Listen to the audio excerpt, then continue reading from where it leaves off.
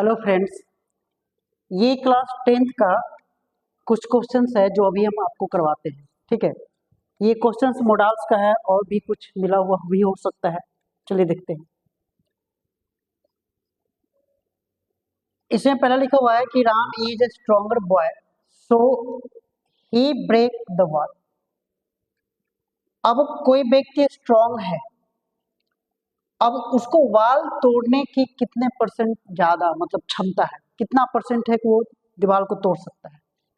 तो इसमें याद रखिएगा कि जो कैन का प्रयोग हम करते हैं तो किसी काम को होने में 90% या 80% आपको ऐसा लगे कि ये काम हो सकता है तो उसमें हम कैन का प्रयोग करें। ठीक, वैसा काम जिसको होना एकदम ऐसा लगे कि नहीं ये काम हो सकता है क्योंकि वो स्ट्रोंग हुआ है। एक तो ये तरीका। दूसरा देखिए, तो पहला में हो जाएगा कैन। दूसरा, Raj go to Patna for buying some things. तो देखिए, पटना कोई कब जा सकता है? जब उसके पास कैपेसिटी हो। कैपेसिटी यानी क्षमता होनी चाहिए चलने के लिए, उतना मनी अमाउंट होना चाहिए कोई चीज खरीदने के लिए। तो इसलिए इसमें भी क्या लगेगा? कैन। तीसरा है Sohan solve this questions but he is poor in math. देखिए, क्वेश्चन सोल्व कर सकता है लेकिन मैथ में पुअर है। अब सोचो ध्यान से, मैथ में पुअर है तो क्वेश्चन सोल्व करने की संभावना कितना है? बहुत कम, न के बराबर। तो इसलिए इसमें क्या हो जाएगा? में। क्योंकि पुअर, एक बात हम लिख चुके हैं इसमें कि भाई वो पुअर है तो सॉल्यूशन करने की संभावना कम हो। तो में का प्रयोग हम तब करेंगे जब कोई काम या तो 50% हो या फिर इससे कम परसेंट में, यानी इससे ज्यादा नहीं। जब ज्यादा हो गया इसका मतलब कि मेरे पास कैपेसिटी है, तब तो फिर हम कैन का प्रयोग करेंगे। इसमें आ जाइए, इसमें बोल रहा है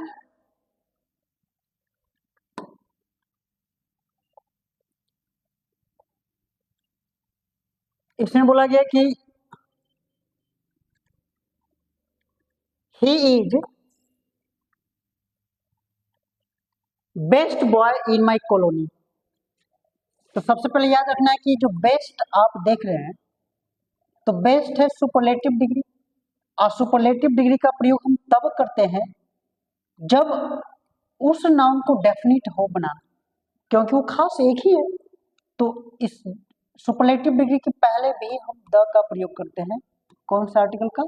द आर्टिकल का। तो इसमें क्या हो जाएगा? द। फिफ्थ में I have cow, a she is honest, a cow gives us milk. अब मेरे पास गाय,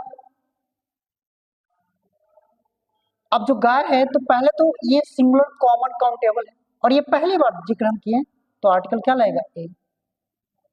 और इसी गाय का जिक्र फिर हम दोबारा कर दिए, तो ये बात बताया जाता है कि अगर कोई नाउन जिसका हम पहली बार जिक्र कर रहे हैं तो इस नाउन के पहले साउंड के हिसाब से ए या एन का प्रयोग करते हैं, अगर हम इस नाउन के बारे में पहली बार जान रहे हैं तो। लेकिन इसी नाउन का दोबारा जिक्र हो जाए तब हम इसके पहले द आर्टिकल का प्रयोग करते हैं, क्योंकि फिर अब खास ना हो गया। जैसे हमें पता चल गया किस गाय की बात हो रही है, तो इसका अगर ऑप्शन हम करें तो ये सी होगा। पहले वाले में आर्टिकल ए लगेगा और सेकंड वाले में द। 6 में इफ यू, ये एफ नहीं है, if you write a letter I come to you. तो देखिए, एक तो हम शर्त रख दिए ये बात। तो जब शर्त रखे ना तो आई के अनुसार जनरली में आई के साथ हम क्या यूज करते हैं? आई और वी के साथ हम सेल यूज करते हैं और बाकी सब के साथ विल। तो जैसे ही, सी, ईट, नेम, ये सब के साथ हम किसका प्रयोग करते हैं? विल का। लेकिन इसमें क्या कर रहे हैं ना कि एक कंडीशन हम रख दिए, तो इसलिए इस सब्जेक्ट के साथ जब भी आपको एक कंजंक्शन से जुड़कर एक सेंटेंस आ जाए तो हम आई के साथ क्या लगाएंगे? विल। तो इसमें क्या हो जाएगा? विल। 7 में ही play cricket if you called me. देखिए, अब फिर इफ यू कॉल्ड मी यहाँ पे आ गया, तो एक सेंटेंस जुड़ा हुआ है, तब ही के साथ यहाँ पे विल से कोई रिलेटेड नहीं होगा।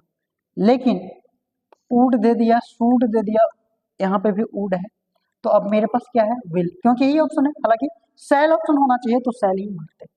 तो इसलिए यहाँ पे हम क्या भर देंगे, विल। ठीक है, लेकिन अगर ऑप्शन में सेल रहता तो हम सेल ही भरते। 8 में ही ask me I was my friend. देखिए अब ये आस्क किया, मी भी किया, और इधर सब्जेक्टिव केस है।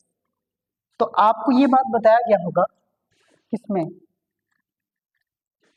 कि जब रिपोर्टेड स्पीच इंट्रोगेटिव होता है, रिपोर्टेड स्पीच इंट्रोगेटिव होता है, तो जो इन्वर्टेड कॉमा रहता है मेरा, जो इन्वर्टेड कॉमा होता है, तो इन्वर्टेड कॉमा की जगह पे हम किसका प्रयोग करते हैं, इफ का।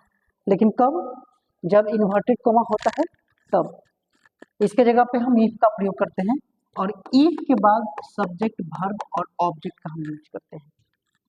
तो अब जब यहाँ पे आपको आ गया कि आस्क, तो इसका मतलब कि हम प्रश्न पूछे होंगे, इंट्रोगेटिव होगा या फिर डब्ल्यूएच क्वेश्चन होगा, लेकिन डब्ल्यूएच क्वेश्चन में डब्ल्यूएच क्वेश्चन ही रहना चाहिए। तो इसमें हु भी हो सकता है, लेकिन अगर इफ है तो पहले हम इफ को ही इसमें करेंगे, तो इफ सही हो गया। चलिए इसके बाद अब देखा जाए,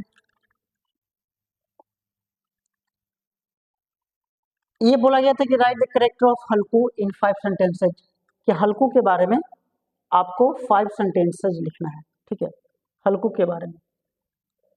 अब 5 सेंटेंस में आपको क्या क्या लिखना है, 5 सेंटेंस में तो सबसे पहले कि किस चैप्टर का है, हल्कू के वाइफ क्या कौन थी, हल्कू किस तरह का व्यक्ति था, इसके पिताजी क्या थे, इसके पास क्या क्या धन दौलत था, क्या नहीं था, ये सब बना बनाकर पहले चैप्टर के नाम, राइटर के नाम, राइटर कहाँ जन्म लिए थे, 3 लाइन ऐसे ही आपको बना देना है, और 2-3 लाइन हल्कू के बारे में लिख देना है, इस तरह से। आई बोला कि choose the correct sentence, Ram will playing a game. तो देखिए ये फ्यूचर इंडिफिनिट में है, तो विल के साथ हमें क्या लगाना चाहिए, बी, तब ये सही होगा। डिड यू रोट, तो रोट नहीं, क्या होगा, राइट, क्योंकि जब डिड हम पहले दे दिए तो V1 आगे होगा। Ram has stolen a pen, इसमें कोई दिक्कत नहीं है, ये सेंटेंस क्या है, सही है। तो चलिए फिर कल की क्लास में हम एक सेट बना के इसी तरह से अलग अलग टॉपिक का हम डाल देंगे। ठीक है, आज इतना रहने देते हैं।